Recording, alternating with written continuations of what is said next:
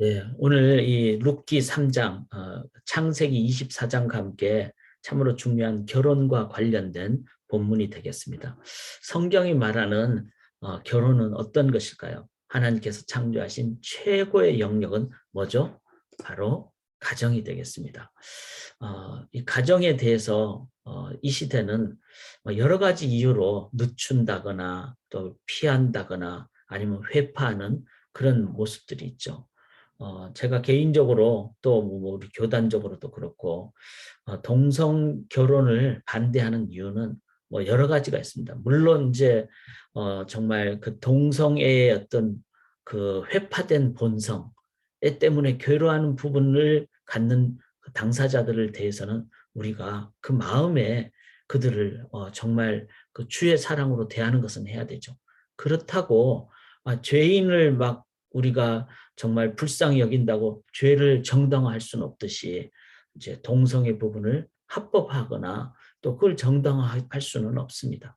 왜냐하면 여러 가지 이유가 있는데 그 중에 하나가 바로 이 가정이 역할의 중에 하나가 이제 바로 이 기업을 무르게 되는 그리고 계승하게 되는 그러기 위해서는 자녀가 생산이 되고 그럴 때 역사가 계속 전개가 되는 것이죠. 이제 그런 부분에 대해서 뭐 나의 어떤 본성 때문에 이제 나의 어떤 쾌락 때문에 뭐 여러 가지 이유 때문에 그 부분을 하지 않게 됐을 때는 문제가 있죠. 그래서 이건 총체적으로 어떻게 그런 동성애자들이 회복할 수 있도록 도울 것인가, 또 그들을 영혼을 사랑하되 그들의 어떤 삶에 대해서는 우리가 같이 마음 아파하면서 도와주고 그렇게 행하지 않도록 도와주고 뭐 여러 가지 이제 총체적인 해야 됩니다. 그런 노력 가운데 중요한 것은 건강한 성경적인 가정을 우리가 회복하는 것.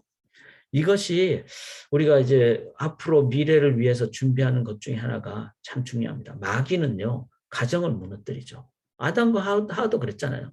하와 혼자 있을 때 가가지고 정말 먼저 이렇게 가정보다 그냥 마귀가 먹금직도 하고 부함직도 하고 그걸 해버리니까 가정이 이제 남편과 아내 사이가 이제 한 몸이 안 되는 것이죠.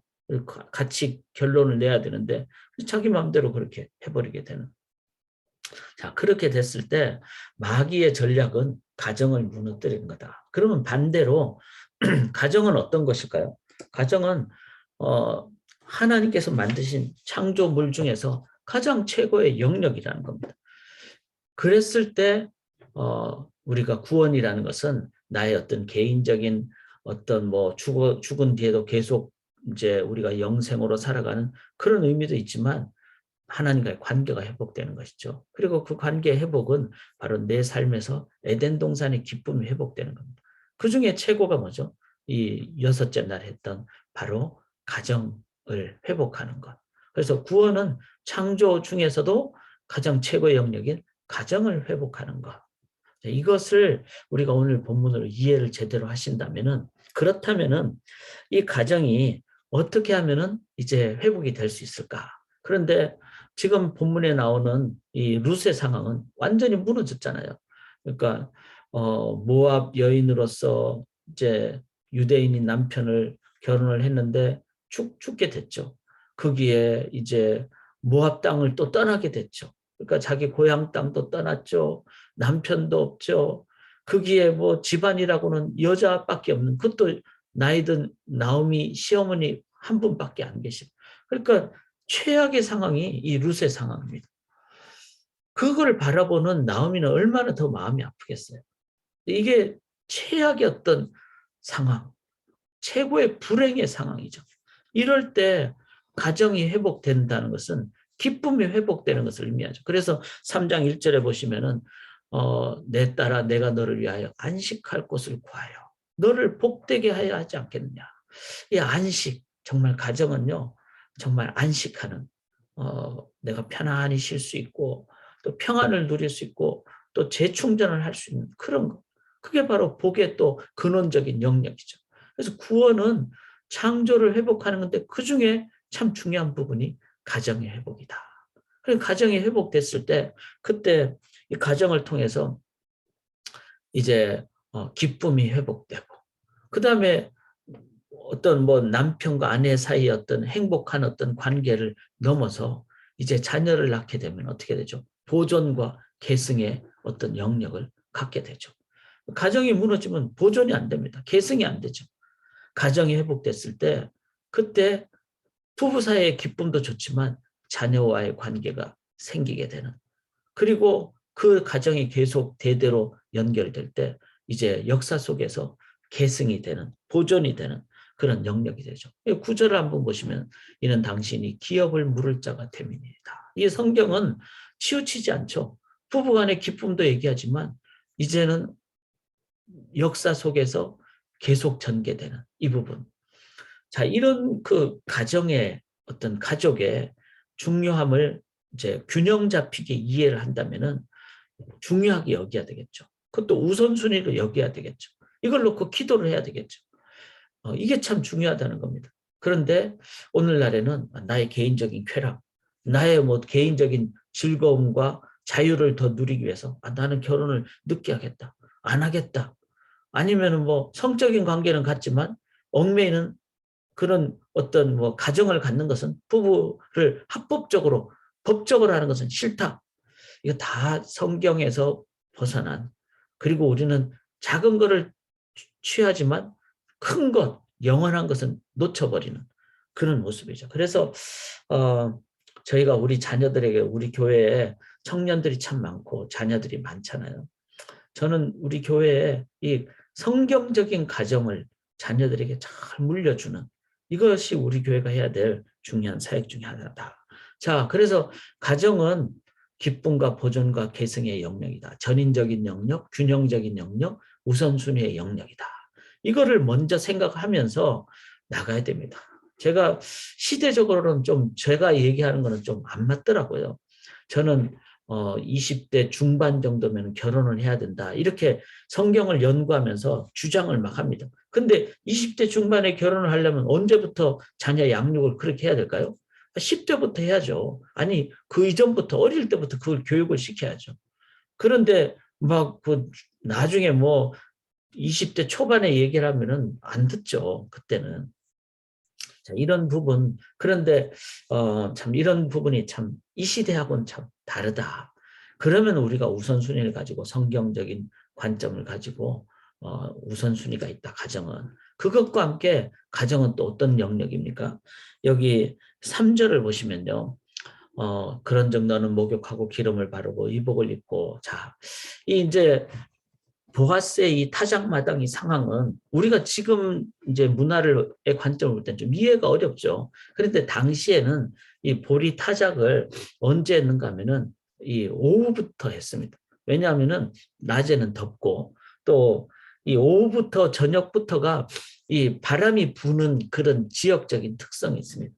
그러니까 타작은 그때는 바람에서 이제 뭐 이렇게 그 알곡을 골라내고 뭐 이런 상황이었기 때문에 이제 저녁부터 어떤 작업이 되는 거예요. 그러니까 저녁부터 계속 작업을 하다 보면은 이 타작을 하는 기간이, 농촌에서 우리가 일을 해보면 알지만 때를 놓쳐버리면 곡식이 다 죽거든요. 상하거나. 그래서 집중적으로 이 타작을 해야 됩니다. 그러기 위해서는 막 밤까지 일을 하다가 사람들이 피곤하니까 그대로 이제 그냥 그 자리에서 좀 쉬고 그렇게 향하는 거예요. 그리고 이거를 타작 때는 이 주인인 보아스도 같이 격려하기 위해서 이렇게 하는. 자, 그런 상황이 이제 있기 때문에 이렇게 보통 이제 타작 마당은 그 동그란 원을 그려서 한 반경 15m. 그래서 이제 거기가 평평하고 좀 깨끗하고 이러니까 그거를 다 타작을 한다면은 사람들이 그냥 거기에 쉽게 그냥 누워서 자는 거예요. 이스라엘 지방을 여행해 보면 알지만 여기처럼 미시간처럼 춥고 이런 데가 아니라 밤에도 훈풍이 불면 덥습니다. 그렇지만 이제 약간 서늘할 수가 있겠죠. 그래서 이스라엘 지방에는 겉옷이 이불 같은 것이죠. 그 정도만 있어도 이제 잠을 얼마든지 잘 수 있는 거예요. 그러니까 그런 식의 그 상황이 지금 이 3장의 상황이다. 그랬을 때 이제 저녁이 되고 밤이 되니까 사람들이 그 자리에서 그냥 피곤하니까 이제 누워서 이제 자게 되고, 이랬을 때 이 나오미가 룻을 향해서 너는 결혼을 해야 되는 이 중요한 부분. 왜냐하면은 단순히 그냥 성적인 부분을 넘어서 가정의 어떤 그 창조의 회복, 그걸 통해서 보존과 개성을 위한 그것. 그래야 역사 속에서 자녀가 연결될 때 우리가 해야 될 책임도 다하니까. 이걸 위해서 너는 결혼을 위해서 노력을 하라. 목욕하고 기름을 바르고 의복을 입고. 자, 그런 면에서 우리가 이제 뭐 외모를 꾸민다든지 노력을 한다든지 이것도 저는 중요하다고 생각합니다. 책임과 가정의 우선순위 이런 부분을 다하는. 여기 5절에도 보시면은 룻이 시어머니에게 이르되 어머니의 말씀대로 내가 다 행하리이다. 여기에는 룻이 이런 전체적인 것을 다 이해했기 때문에 지금 우리가 본문을 보면은 보아스는 그 나오미의 남편 엘리멜렉의 어떤 나이대하고 비슷한 것으로 보는. 그러니까 룻의 입장에서는 자기 시아버지하고 비슷한 연령이에요. 그러면 그냥 기분 나쁘지 않겠어요? 저렇게 나이 든 사람하고 결혼을 하라. 그런데 전체적으로 봤을 때는 바로 이 보아스가 가졌던 인품, 그 다음에 책임을 질 수 있는 능력. 그래서 나오미는 보아스보다 기업을 물을 자가 우선순위가 다른 사람이 있음에도 불구하고 그 사람보다는 보아스가 낫다. 이렇게 생각하면서 이제 룻을 그렇게 시행을 하도록 한 것이죠. 여기에는 전반적인 결혼에 대한 중요함, 우선순위, 또 시어머니의 분별력 이런 것을. 그래서 나중에 우리가 뭐 내일 모레 본문을 보시면 알지만 제일 우선순위가 있었던 그 기업을 물을 자는 금방 그냥 포기를 해버리죠. 왜 그렇죠? 이 실은 그 룻과 나오미를 다 받게 되면은 이제 자기 돈을 들여서 먹여 살려야 되거든요. 그러니까 그게 싫은 거죠. 뿐만 아니라 자녀를 낳아도 그 상황 자체가 이게 쉽지 않은 그런 상황이 되는 거죠. 이랬을 때, 보아스는 정말, in him strength, 주님의 마음으로 이 참 안타까운 룻을 걷어들이고 나오미를 섬기는 이런 상황을 갖게 되는 것이죠. 최선과 책임과 우선순위의 영역을 통해서 끊어질 뻔한 이 엘리멜렉 나오미의 가문이 연결이 된다는 거. 이거 참 중요합니다. 자, 그리고 여기 10절을 보시면요. 그가 이르되 내 딸아 여호와께서 네게 복 주시기를 원하노라. 네가 가난하건 부하건 젊은 자를 따르지 아니하였으니 네가 베푼 인애가 처음부터 나중이 더하도다. 자, 이 모든 상황을 보아스는 이 룻을 보면서 인애라고 표현을 했어요. 인애가 이제 그 히브리어로 보면은 헤세드입니다. 헤세드. 헤세드인데 인자함이죠. 사랑이죠. 은혜죠. 이제 우리가 굳이 번역을 한다면. 나오미를 통해서 룻은 이 모든 것을 하나님의 은혜를, 그래서 어제 그 2장의 핵심 단어가 은혜였잖아요. 그전에는 나오미가 물질을 따라갔습니다. 그런데 이제는 그것을 뛰어넘는 하나님의 은혜를 깨닫고 그것을 룻과 나눴어요. 그랬을 때 룻은 이 모든 것을 하나님의 인애, 헤세드, 은혜의 관점에서 이렇게 했습니다. 자, 결혼에 세 가지 이제 어떤 조건이 있어요.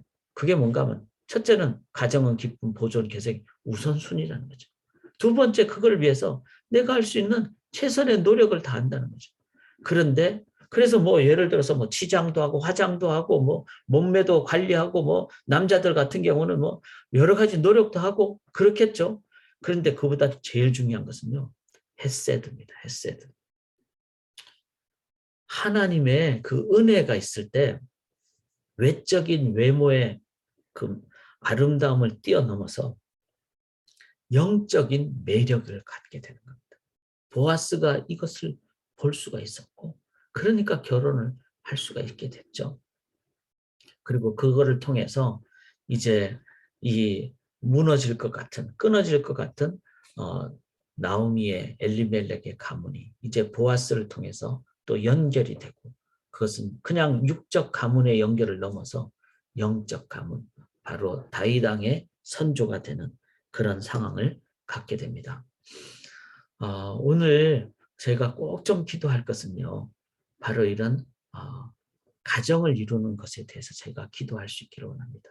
우리가 속한 가정이 정말 헤세드가 임한 가정. 그래서 그리고 우리 자녀들이 이룩할 가정을 위해서 간절히 기도할 수 있기를 원합니다. 뿐만 아니라 이 가정은 가장 아름다운 소그룹입니다.